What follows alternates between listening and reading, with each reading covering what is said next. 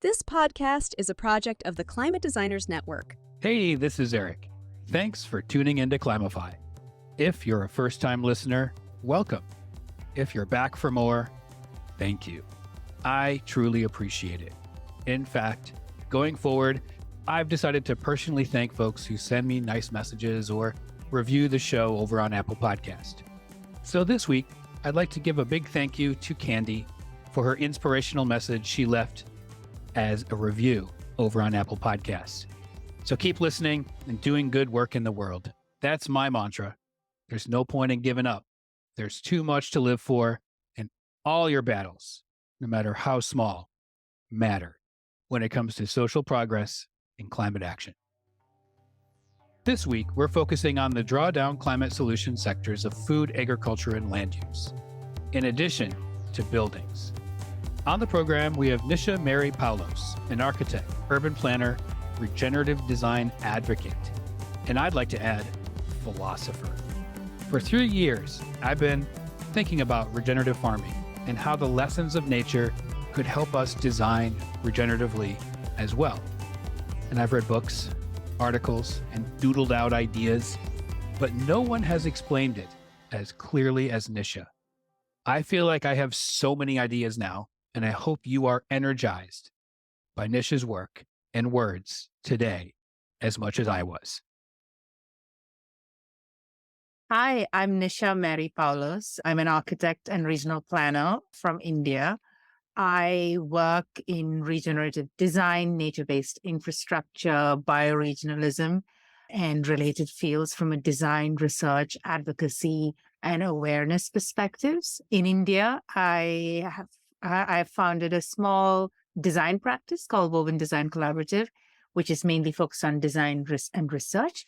And in the US, I am the executive director of Regenerative Rising, which is a nonprofit that focuses on elevating and forwarding principles of regeneration from both business leaders as well as innovation in the field of regeneration and everything related. The best way to reach me is on LinkedIn. You can type out my name. I'm there.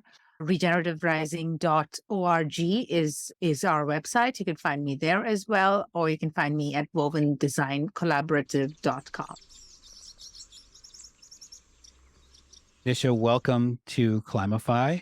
I'm happy to have you here. You're 12 hours ahead of me in India, so thank you for staying up a little later and joining me today. Thank you for having me, Eric. I'm really excited for our conversation. Me too. Yeah, it was kind of luck that I found you on LinkedIn, where you want us to go to look for you. I think I just searched for the word regeneration on LinkedIn, and you were one of like the top 3 people that showed up. And I just kind of looked into you and I said, wait a second, you have exactly what I want to talk about today. So, I guess it was good karma or something that I found you. I'm glad to hear that. I think I'm doing something right on LinkedIn then. You are. And you've had a really impressive career in the work that you're doing with your Regenerative Rising, Woven Design Collaborative, and everything you've done before. And so I'm interested in, where you started and how did you end up working in this area of regeneration? It's been a long journey. I think I would say what has influenced me the most is the place I grew up in. I grew up in the southwestern coast of India, in a place called Kerala, which is really green, and it's actually one of the top 10 biodiversity hotspots in the world. And Wow. There was just this abundance of nature which was always surrounding me. And at a very young age, I was very deeply connected to nature, and after my high school, I decided to do architecture. And architecture is really about building. And that was, while it was very interesting from an innovation and creativity points of view, I constantly found myself questioning the methodology, because the idea behind architecture is that you build, and to build, you got to destroy. And so that's many architects who are interested in sustainability will you often hear them making the statement that I'm an architect, but I don't like to build, because it's Mm, really, there's a lot of dissonance there, because everything, there is no sustainable material. If you're using wood, you're right. cutting trees. And then you have to build on the land.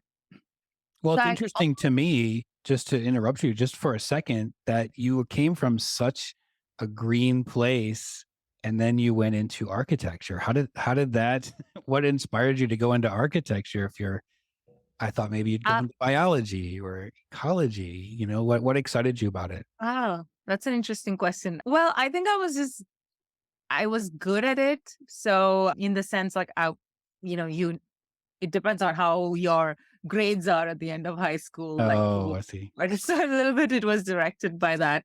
And the subjects that I was good at gave me an advantage in my architecture application. Plus, I'm from a very building centric family. Like my Okay. father, my grandfather, they're So all your in. family was very inspirational for you. Yeah, yeah. So I grew up in construction sites. Like I used to go with my dad when he went for site visits for his projects. So I had that. Like I used to talk to masons and painters, and like do as a little child, me and my brother, we would do little experiments and build our own tiny houses. So that also had a little bit to do with it. Yeah. So you started working in architecture after graduation? Yeah, so so I really was seeking out green architecture and sustainable architecture and eco-friendly architecture and sustainability. So I started working in 2008. And at this time, sustainability was really just like gaining a lot of momentum. And very quickly, I realized that everybody was greenwashing. It was really hard to find someone who was really doing, when you're saying green architecture, it's not just having water bodies everywhere, or just Yeah. lawns. And there was this intuitive dissonance that I was working with. And then, so it was a little, so I was seeking this thing that I wanted to do. So I ended up working in architecture firms and landscape firms and ecological design firms. So I went into something which is more in like environmental planning. So that's like you're planning for at an environmental scale and basically with land. So there's not necessarily a built component, even if there is, it's still with a land or a terrain and nature oriented way of looking at land first, and then what are you building on? Because so sometimes you're like, for example, if you want to build a wildlife sanctuary, it's To it's build is to destroy, right? That's an awesome term. I never heard that before. Yes. Yeah. Yeah. So, I went from that to then I started working and started realizing I prefer the regional scale because your influence is more. And then I did a master's in international cooperation in urban development. And I the other aspect to all of this, which, as we speak more, we'll start like the lack of equity, lack of justice, and like social problems. And I'm coming from India, where this is we have really serious problems here. Mhm. And these two are really interconnected. So for a while, I even shifted from a social point of view, from a social ecological point of view. It was quite a journey. And then I suddenly, as my research sort of matured, I started getting more and more vocabulary for the words that I'm doing. And that's where I started realizing that there could be a way for us to live and utilize what we need. And because we are part of nature.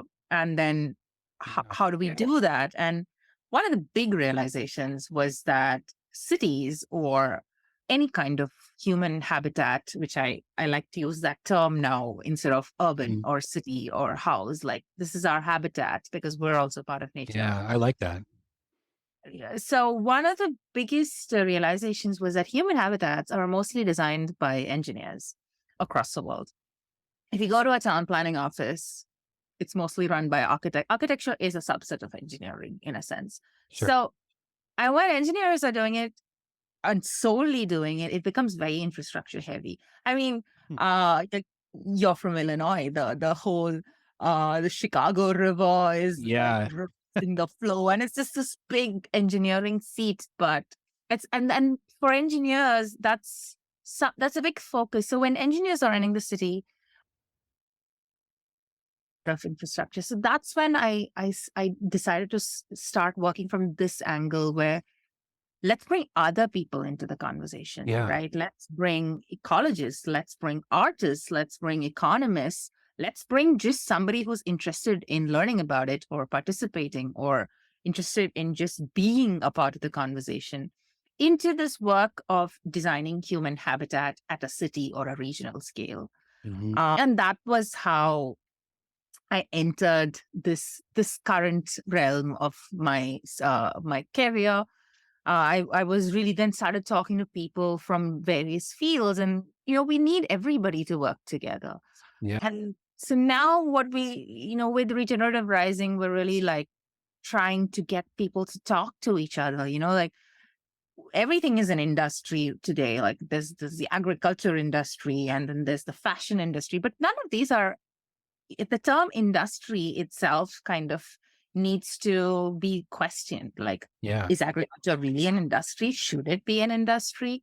Is it not related to the fashion? Because a lot of almost everything of fashion is coming from the land. Almost everything from the beauty industry is coming from the land. So for the regenerative rising, it's now we're really expanding this conversation to get people to talk together, and then become one unit as like a human family rather than like these silos that we've backed Yeah. into. Yeah. Like oppositional forces working against each other. And the term industry to me, when you say that, it reminds me of your past phrase where you say to build is to destroy. When I think about industry, I just think about destruction. It's like a very negative term for me to hear that word industry. I don't know if that's the same for you, but No, absolutely, and it is really partly because of the history of what industry is. Like the industrial revolution, which itself has really no happy stories at that right. time, right? Mhm. And so maybe there could be a positive way to have an industry, but as of today, the connotation is really rooted in the way it functions, and it's for most part negative. And it has brought us to this point where only a few are benefiting, and though it's not, though it seems like it's not as bad as it was during the industrial civilization era, but it's just that Yeah, it's that bad in other parts of the world, maybe not in Europe, but in other parts of the world it's still those same conditions of it life. is. Yeah, I really resonate with your story in that I also was doing similar things like you, where I was searching for in my corporate America days, geez, what can I do that's, we'll call it greener. I didn't know the word sustainable at the time. Like, how can I be greener? And I couldn't find something that was. And I went to graduate school like you did. And what I learned was I'm going to have to do this on my own. That's what I took away from it, that there wasn't an answer. I had to start creating solutions, and it involved working with other people just like you. And so I really like your story because it's similar to mine and probably many others that have gone along the same path. Yeah, that's really heartening because I really believe that's the only way, that there has to be the self-discovery aspect Mhm. to it. Because if you're just following somebody else's path, which is what, like the corporate world tells you, this is the handbook, Exactly. it's follow it. So it's only when you question it. So yeah, I think that's really great that you also had a similar sort of foray into this space. Yeah, yeah. And I mean, as an educator, I think a lot of the students that I teach around sustainability, they want to be told what the path is. It's just easier. But I think the way that, well, they don't like this, but I tell them, hey, you're going to have to blaze your own trail sometimes. And having them hear your story, right, and others will give them hope, right? Because you did it. They can do it too. Yeah. And I would say it's more exciting this way. I mean, it feels like following the handbook is easier, but it's really not It's when you start. boring, right? Yeah, it's boring. It's Yeah. just Well, it's so much more exciting when you're because you make mistakes. And I think what you need to get friendly with is use your mistakes. And that's because when you're following somebody else's regulations, you're just like doing something. And then Yeah. at some point, sooner or later, it's just going to get disillusioning. Yeah. Well, I want to talk about Regenerative Rising first, your organization. It's also the name of your podcast, correct? You're also a podcaster. So, welcome to the other side of the microphone. Hope you're Thank enjoying it. you. It's less work, hopefully. Yeah. It certainly is more fun to do this. Yeah. Well, can you tell us a little bit about Regenerative Rising and what you do there? Yeah, certainly. Regenerative Rising is a nonprofit, and the mission is to elevate and forward principles of regeneration.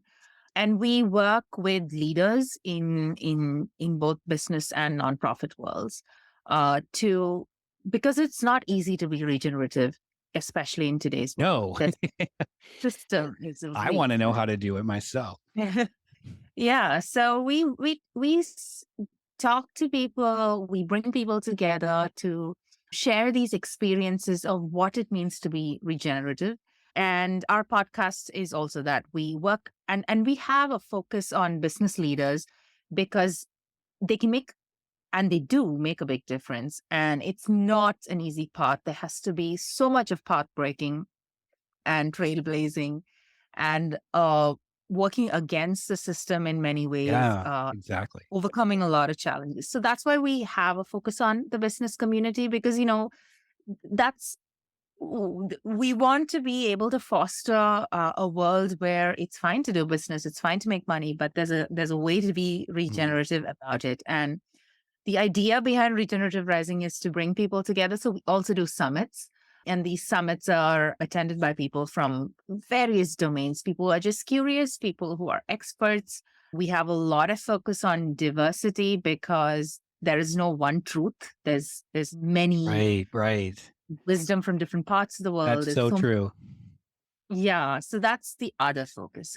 And we're also a women-centric organization for most part. Or let me say, uh, we embrace the feminine of it. I mean, not all genders are part of it, but the idea is to say challenge the patriarchal system as well, Yeah. because that's also a part of the problem. And so, yeah, so that's basically what Regenerative Rising does. And the when we so a lot of the information on the website or on our in our summits and in our podcast, it's not just about us saying what is right. It's bringing together information from different sources, from elevating voices from different communities, from different backgrounds, and having this platform, which is an amalgamation of information and ideas and innovation, and building a community that breaks barriers and breaks down silos to work together, because Yeah. we have to embrace a living systems worldview and dismantle ways of linear thinking. Then we have to work together. So that's basically Regenerative Rising, and our outputs are mainly the podcast and the summits at this point. But through that, by experiencing these elements, there's a big journey that we want to bring people together and like create momentum in the movement. Right. I mean, you're definitely working within the system to change the system, and Yes. that can be really effective. And how are you finding that going for you? Do you in your venues that you have or your events that you have in your podcast, what's been like the response so far? Our events are very well attended, and we have people reaching back to us saying how much they enjoyed it and asking for more. And I think it's because of the fact that there's so many people are coming together with open hearts to embrace Mm, a regenerative lifestyle, a regenerative mindset. And that is the biggest win as far as we're concerned, when the people who we are trying to bring together are embracing the journey of coming yeah. together. So it's been the organization is doing really well. Of course, over the last 3 years, it had to go into an online mode because Right. it's part of the global situation that we Yeah. all. But that too, like, so we have a women leading regeneration summit every alternate year. And then we have a regenerative earth summit every year. And this year we want to have another summit as well, just to bring it back into the physical space, and Yeah, bringing people together, because that energy is really irreplaceable. it is. Yeah. I mean, just from a teaching perspective, the energy online versus teaching in a classroom is night and day. I mean, it's so much better in person. I imagine, yeah, yeah. Even to, I think even as for students, I would imagine Oh, there's it's the so much same. more. Yeah, I think the they can be absorb. lazier when it's on online because they can just roll out of bed and turn on their computer. But well, I discovered the term regenerative and regenerative farming 3 years ago, and I've been really fascinated by it ever since. And in particular, I've been trying to figure out how I can apply that to the work I do in design, and I'm really struggling with it. And I'm wondering if you can help me and help everyone that's listening. And first of all, how do you define regenerative at your organization? And how do you think a designer can become more involved in that? So regeneration is a natural process, right? Like the cells in your body regenerate. Like the first time I've heard the term regenerate in my life is that I knew that the liver is an organ that can regenerate, right? So Oh, like, yes, yes. right. So we know this word, and it's a part of nature, regeneration. Like I was saying, every living cell is capable of regeneration Mhm. in some way. Ecosystems regenerate, rivers regenerate, communities can regenerate. So when we are saying regeneration, basically that involves allowing something to come back to its full and complete potential and functionality. I see. Because it is not to reverse something and make it what it used to be, because that's not how nature works. Nature adapts, it changes, but it comes back to a state of being able to function in the way it can function. So Okay. it may not be.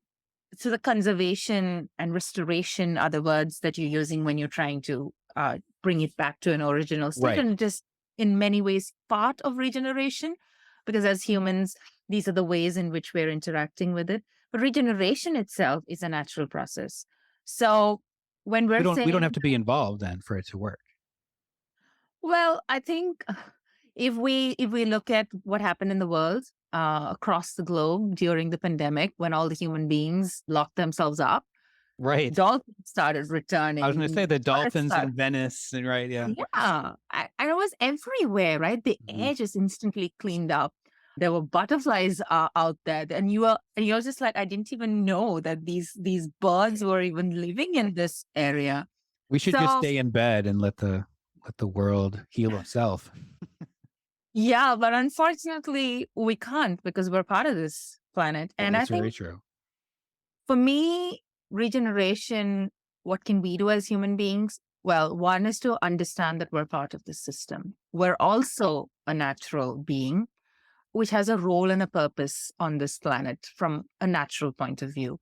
And I think in the regeneration movement, what we have to do is to go back to let to a few years behind, when we weren't, as human beings, we weren't always like this either. This is the last 200 years to 250 years that Right. this accelerated way of extraction took place, right? So it's a interesting way of looking at the world. So when we're talking about the sustainability movement, right, like the word sustain talks of what do we have to do so that the way life is today can be sustained. That's what the sustainability movement was about. Correct. But at some point, we started realizing that's not enough. Like, No. because it is today is not enough. It's not enough for the next generation or the generation after that. So that's why regeneration, because now we need to do more. It's not just enough Mhm. to stop destroying. We also need to do our part in changing systems. And that change begins with human systems. So the first thing we need to do is not to go and try and revive the ecology of a river. Of course, it's necessary. I'm not saying that that's not part of it, but it's not the first thing to do. The first thing starts in your mind, like, is to question, how can you live? How can you do things in a way that is more attuned to nature Mhm. or to the natural system? And it's very contextual, right? So what being part of a natural habitat in Illinois is different from being like that where I am here in India, Yeah. because the ecosystem is different, the terrain is different, the climate is different. So it's very contextual what it means. But regeneration at its core, it means that you have to, in many ways, let things be. You have to Mhm. understand that nature is a collaborator. We're not Yeah, we're it not is. here to rule over it, which is a problem with colonial systems, that the idea was like, all of this is for us to reign over and use as we please, right? But regeneration talks about, we are one species in this ecosystem. And how do we play our part? We have a part to play. And as far as design comes, a good starting point is to look at indigenous systems of that land. And it's really enlightening to see that there was a way that people lived. And it's not that indigenous communities were just, sequestered away and not interacting with nature. In fact, they were interacting very much more than us Every day. every day, right? And Yeah. there was so much back and forth. So if nature is your collaborator in life itself, like, oh, okay, today is this kind of a day, so maybe we behave differently today. So, we have to connect back to, we were talking about living with a handbook. It's not possible, because it's not possible to write out, these are the 10 things that you have to do to be regenerative. We have to really start with observing and understanding how every action has impact, Mm. and how that impact can affect the whole world. Because living systems are interconnected. Living systems don't act in isolation. So there's a system within a system within a system, and they're all interconnected. So a duck, which is living in Canada, has a big role to play in the whole world, because they migrate, right? Yeah. That's like the Like, butterfly effect, correct? That they talk yeah, about all the time. Yeah. exactly, exactly. So we too have to realize our actions have impact and have a butterfly effect. And in fact, it's not a butterfly effect, it's multiple butterfly effects, right? So that's Yeah. again, we need to deviate from linear thinking, where thinking like, okay, we need to reduce carbon. So and then everybody's doing everything to reduce carbon, but what else are you doing in the process of Mhm. reducing carbon, right? Because your solution should not be leading to other problems. Yes, one solution should be solving multiple problems. And each of those, there should be sub solutions which are solving other problems. So it's like a nexus of solutioning, rather than one solution creating 100 other problems and then somebody trying to solve each of those problems, which is the linear way, Mm. which is very pervasive in the current system It is. world over. It's how we teach design too, and that's a problem. Yeah. So the good question to start asking is like, all right, you solved this problem, but in the 10 steps that you took, in each of the steps, what happens to the living systems directly and indirectly connected to? So just thinking about these things and it's almost like those neurons need to start connecting. And once it starts lighting up, then that's the only way you can think after that, and that's what has happened to us as a population. We, as a species, we have lost that connect, that we have forgotten that there was a way to think like that. And Yeah. we historically did, all of us. So regeneration really starts in your mind with observing what is going on. How does like nature solve problems, and Right. how are we solving problems? And when we are doing something with the greatest intentions, does every step, what are the problems it solves? And it's not to say that we will have a footprint. I don't agree with the fact that there can be a zero footprint. It's Right. not possible. Me too. There is I'm no totally, footprint. yeah. Yeah. And it's also like it's an impossibility. And then it's like, you're always defeating yourself and you don't celebrate the successes that you have because, oh, shoot, I had a footprint there, you know? Yeah, absolutely. That's a lovely way of thinking. Yeah, Oh, because we lived here. We lived on this planet for, I don't know, 60 to 80 years per individual, most part.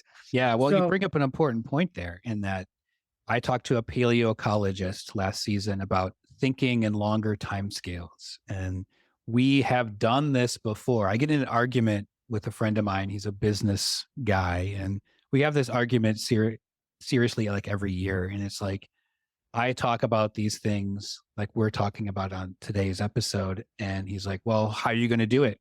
It's capitalism, right? How are you going to solve it? And the answer is like, you're thinking not in a long enough time scale because we've done it before, right? And other cultures, indigenous cultures have done it before.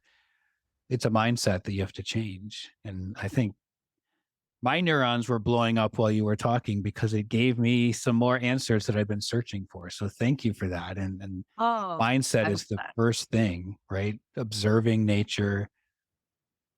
I was at a lecture once with an indigenous artist, and he says, my artistic practice is I collaborate with plants.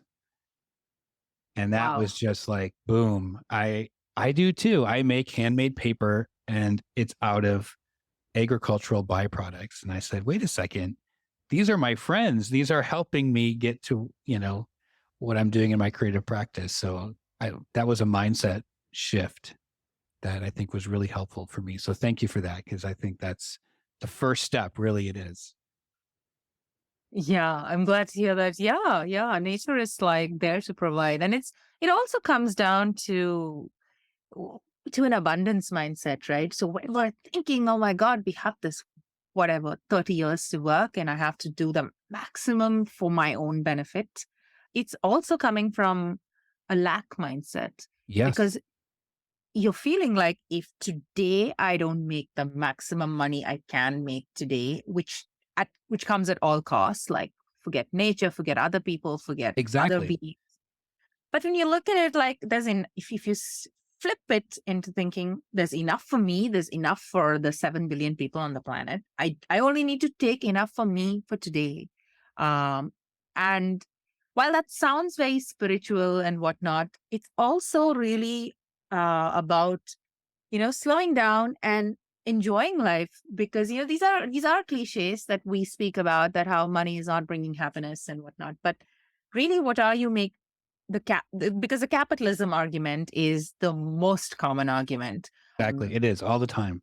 Yeah, and to me at this point, it's such a redundant argument because the other day I was talking to someone and I was talking to them about cars, right? Like how now there's this big revolution to switch to electric vehicles, but electric vehicles only solve one problem. It Mhm. solves a problem of pollution. Yeah. It does not even solve the problem of fossil fuels. For the most part, the electricity that is generated using fossil Still fuels. coal, Yeah. silver. Yeah. You got to change So that part of when the system too.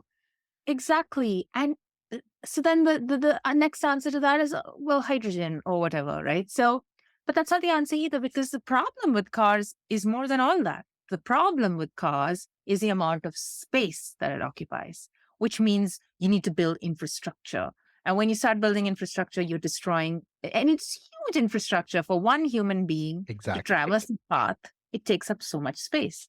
And then the bigger problems are things like it's a great way to insulate yourself from reality around you, right? So you can drive through like toxic waste, you can drive through garbage dump, you can drive through thick forests if you have whatever those huge jeeps. But Right. nothing is affecting you. Nothing. You roll up your windows, you switch on your air conditioner, you don't have to smell what's outside. And it's Yeah. a great way to insulate yourself. But if you had to walk, you would think differently.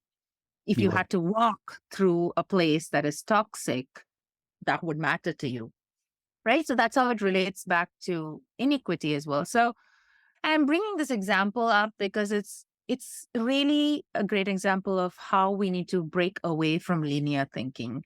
And and with cars, there's this famous argument that like cars are fueling the economy because like if the car industry dies, all these people will lose jobs. Well, we need people to have regenerative jobs. We need to have we need ourselves to work in industries that are fulfilling, that are serving our purpose on the planet as a species, Hmm. and not just another cog in the machinery of whatever is a byproduct of the industrial revolution. Yeah, exactly. And I'm thinking now about the messaging, right? Because in the US and I'm sure in other countries, in India, for example, like the term sustainability, we're hearing it. I've been hearing it, you know, 20 years, right? But mainstream, right, in the past 5 or 6 years, probably it's become a lot more of a common phrase. Businesses are talking about their sustainability initiatives, right? It's not good enough. Like you said, we need to do more. And now, the term regenerative is becoming a little bit more well known, hopefully more. How do we make it more mainstream, especially when we have to tell people, that term sustainability? Well, guess what? Not anymore. We need to do more. And I just know a lot of people will be like, oh gosh, just another thing, right? Another phase, another trend. How do we move past that? Because, I mean, obviously we can point to the climate, but Yeah. I'm a practical person and I'm wondering how we can move past some of our failures in messaging in the past year.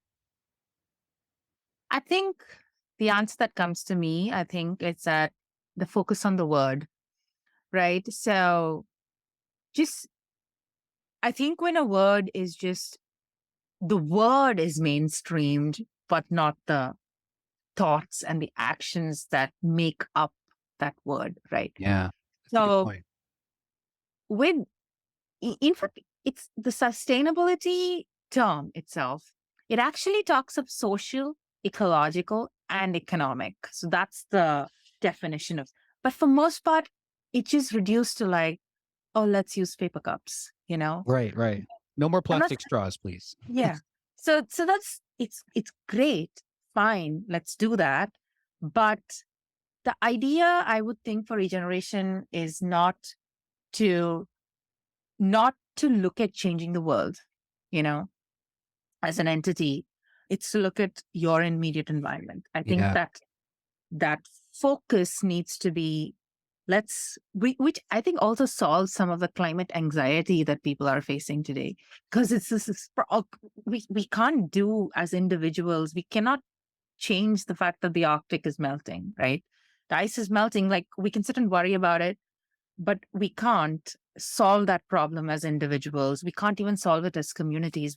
It's a global problem, and we even then yeah, don't know when we can solve it. But what we can do is, like I was saying before, like start with your mind and expand to your sphere of influence. Like, what can you do that is, and just keep questioning, keep answering the question each step, what is my impact, you know? And not to say that that needs to paralyze you into not being able to do anything, because whatever you buy, it has some packaging. Well, you don't want to do physical summits, but then you're doing virtual summits. But that has a huge carbon footprint yeah. too. It The cloud, generates a lot yeah, of heat and consumes energy, and like forests are being destroyed. So balance is the other word, right? So even where it's not one answer for the whole world, like the right. whole world need not switch to solar. We need to do solar in pockets. We need to do other forms of energy as well. And we need to have a balance. And we don't need to like completely switch in this drastic way. So I think balance is the second word to understand, that when the whole world decides to go vegan, or when the whole world decides to switch to wind farms, or wind generated electricity, then the impact problem is not. So instead of a forest being destroyed to rear cattle, or forests being destroyed to build roads, forests are being destroyed to put solar panels, right? So I think Yeah, that balance is important. And you look around, okay, what works here? Like if it is a place where there's a lot of sun, okay, maybe solar energy works. But if if it's another place, and then your also balance also includes consumption. And I truly believe we don't need to go into like denying ourselves of all the comforts of life. Right. We are used to Can't take a certain. hot shower anymore. Sorry. Yeah. Right. Yeah. We don't need to go into that. No That's one too would buy into that.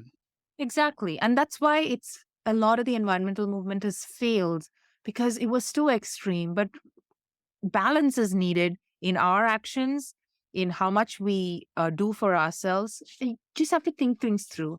And the third very important thing that I want to bring up is local, and especially in what we eat and what we consume. The idea of local is really important, It and is. that even goes to knowledge. Like, what is local knowledge, right? So it really matters. Like everybody talks about, like, okay, let's almond milk. Now, if almonds are growing in your region, almond milk is a great source. But if coconuts are growing in your region, then that's a better source for you. But if the whole world wants to have coconut milk, then we're still, again, going to be having the same problem in The some same countries. problems. Yeah. Yeah. And like where I come from, like here in India, we have ancient medical science called Ayurveda. And one of the things that Ayurveda talks about is your diet. Your diet is really important. And a lot of what they prescribe is very local. And that's important Food is because, medicine, right? yeah, food is medicine. And what you're eating, if it comes from the local region, from the local climate, it benefits your body better because Hmm. the food that's produced in a particular climate and ecology is good to be consumed by the people and the animals who live in that ecology, Yeah. right?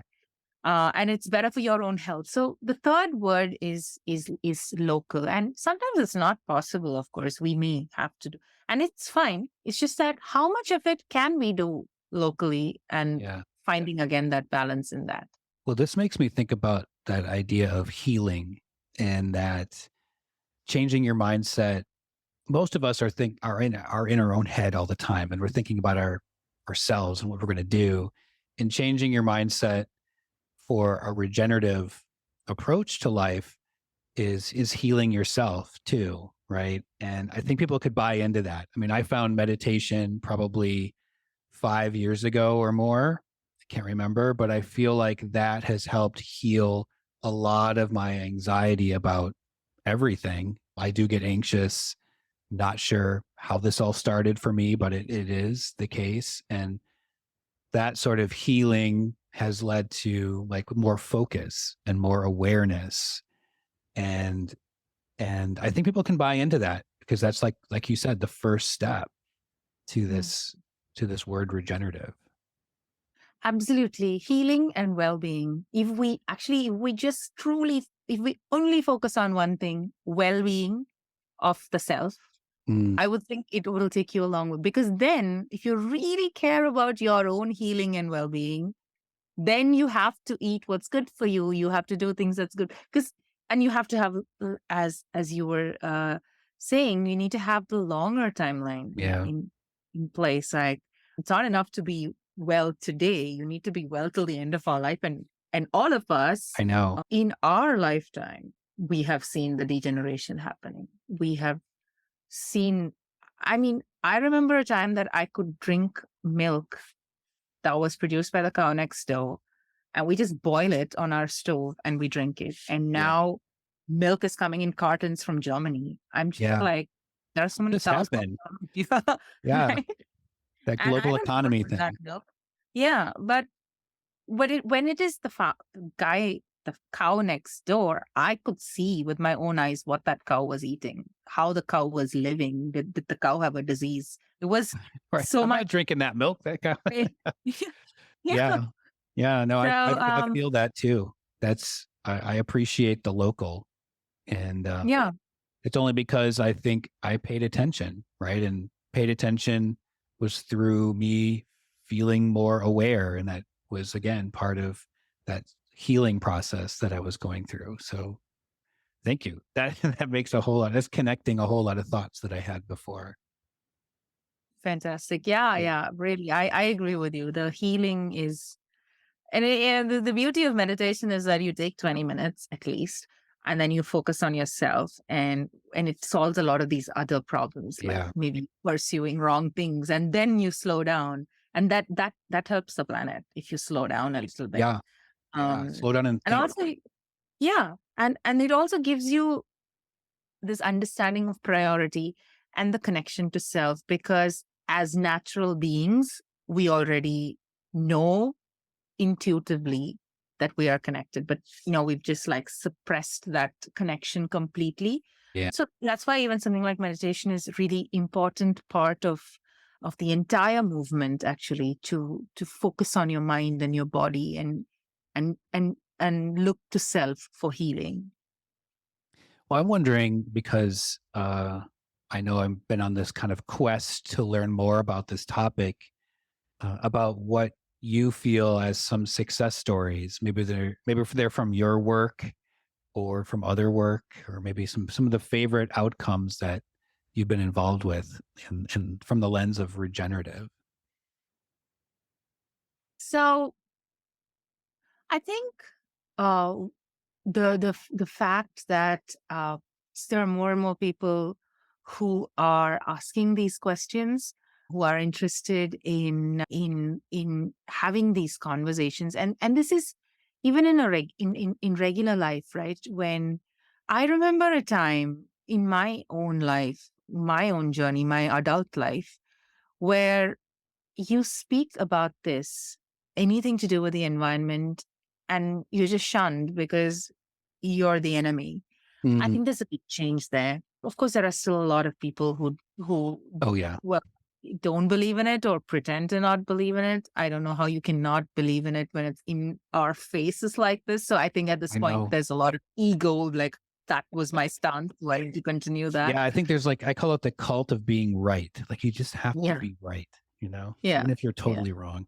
Wrong. Yeah. So while all that is going on, but you can still have that conversation, I feel. And there are two wins in that. One is the fact that the other has changed a little bit and maybe has become more open. But I think it's also, for me, I feel like it's me. I have the way I deliver my message, or my point in a discussion has changed. Mm. And I think that makes a difference. And I think that's the biggest difference between the environmental movement of the 70s and the 80s, because people were talking about this back then, right? But it was so the it was so separated from mainstream life that uh it felt like, because the term eco-terrorist was so Right. common, like, people, or anybody who was protesting, anyone who's, but today it's not the case. Like, there are children protesting across the world, and Yeah. it's kind of become accepted, at least much more. So that to me is a big win, though in whichever small way, in small parts of it, I was involved in the movement. And to see that evolution has been really sort of wonderful. And the other, well, for me, the other, I've done quite a bit of research and work in bioregionalism, and bioregionalism is a new way of looking at geography, because we have, as of now, I mean, we have physical, ecological terrain, and then we have political boundaries, right? These are the two main Right. types of geography that we're looking at. Bioregionalism goes beyond that, and it looks at human beings as a historical, cultural part of nature, and then looking at what are the natural boundaries that a community forms. And it includes ecology, but it includes culture as well. And I'm seeing those conversations, the discovery of that for myself, not the discovery of the term itself, but for my foray into that topic has been life changing in a way, Hmm. because it helps explain some things better. And it also gives a tool for governance systems. It gives a tool for how we look at influence, right? And impact. So when we were talking about footprint, and we were talking about what what the butterfly effect and how we can't control the whole world, but we can control our sphere of influence. And to me, that bioregion is kind of relating to that sphere. And that's also, and I'm mentioning that because it's also an interesting thing for everyone to do, like to just see what is your bioregion like? What are the, and it's not a very hard and fast boundary, right? It's a bit fluid, and depending on the research, it's subjective to that person's research. So that that journey was to me a big win because it changed the way I look at things. It changes the way I speak about things. It changes the way I understand my influence and impact as a being in Yeah. this environment. Yeah. I think I mean, people need to have more of an open mind, right? And look Yeah, and, and listen and not just talk, hear themselves talk. absolutely. Yeah. Sorry. That's like that's a whole other conversation, right? A little rant. Yeah. Okay. Well, what's next for your work? Like, at what point will you say your work is successful? We're a regenerative culture now, right? Oh, that's a tough one. That's Yeah. just no question. Little philosophy here. I think I don't know whether we can achieve that in I don't know whether we can achieve that or not. I mean, because sometimes these things are like it really might just happen, and we could be at that limiting point of friction and then it changes. So I don't know whether it'll happen or not, but success to me is if I could work in small areas, and if city governments decide to take a more regenerative approach and open themselves up to disciplinary collaboration with, and like honest conversation with the people of that region that have been marginalized for various reasons.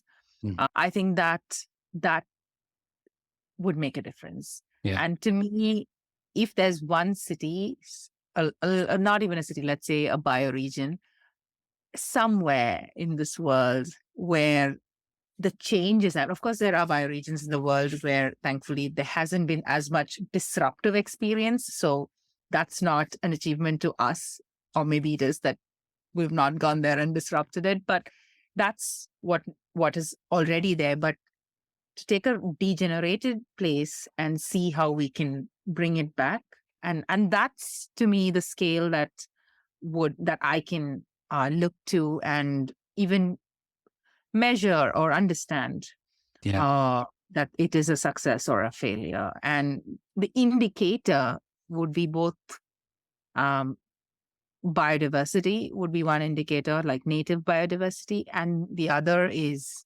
really the quality of life as human beings and justice as Yeah. social justice. These are the two Exactly. indicators. Hmm.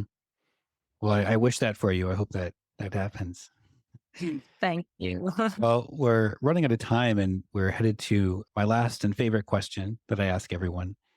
And you're an architect, so you've been in the design curriculum before. And this question's about stepping into the educator's shoes. And if you were asked to teach a design class or a design project, what would you do? How would you design that class or project around the work that you do? Oh, well, I like that question. Me So too. My favorite one. I think I would design it about understanding what whole systems means at a global scale, but also at an individual scale, like and interacting with whole systems is a learned skill. Well, it's we've forgotten it. It was innate, but it seems to be not there anymore for most part. But it Yeah. can be a learned skill. So I would certainly design the session or the program around how do we look at whole systems to solve a problem. Now, whether it's a product or a system or, something intangible that the design is the deliverable of the design program is, everything can have a whole systems worldview. And that is to say that every action has a lot of impact and influence. Yeah. How do we make it circular? Like, we're not just like leaving our impact and going away, but then there would be some negative impact or a negative output of every step, but how do we solve that, but link it back to the main system, right? So I would design a course around, or maybe a workshop around how would you look at any problem and come up with a whole system solution with human beings as part of the system, as an integral part of the system. We're on the same wavelength totally, because that's what I'm exploring and working on. I have been working on for the past two or 3 years. And I love it. I love it. Fantastic. Yeah, we definitely need to connect on that because yeah, I would love to be part of that class. Well, hey, maybe you will. Thank you so much, Nisha. This has been really wonderful. I've been really struggling with this term regenerative, and you've given me a lot of good things to act upon. So that's really important to me. So thank you for that. Thank you, Eric. It was a very enjoyable conversation, and thanks for organizing it and for patiently listening through. No, it's been long drawn out fun. explanations. It's been fun. Where can we find you online again? You can look me up on LinkedIn. That's the best place to reach me, and it's just That's how my I name. found you. That's how I found you. Yeah, I'm very active on LinkedIn, and Regenerative Rising can be found at their website, regenerativerising.org. And we're always happy to have conversations with anybody who wants to engage or interact with us, and because that's a big part of the process. That's your mission, to connect, have conversations. Absolutely. Yes. Yes. So we welcome any kind of conversation. Well, thank you for today. And I really enjoyed speaking with you. Thank you, Eric. Thank you for having me. Sure. Climify is produced, edited, and engineered by me. A huge special thanks this season to Ellen Keith Shaw and Christine Pilot for their gorgeous work on our new branding. Batul Rashik and Mark O'Brien for their continued design help. Bianca Sandico as our new podcast manager, and Brandy Nichols and Michelle Wynn for their strategic guidance and always supporting me on helping to improve the offerings of this podcast. If you enjoy the work we all do here and you have a spare minute or two, we would truly appreciate it if you left a rating and review over at Apple Podcasts. The more folks that review our program, the higher the algorithm pushes up Climify in the search results. And in turn, the more likely we all can learn how to become climate designers.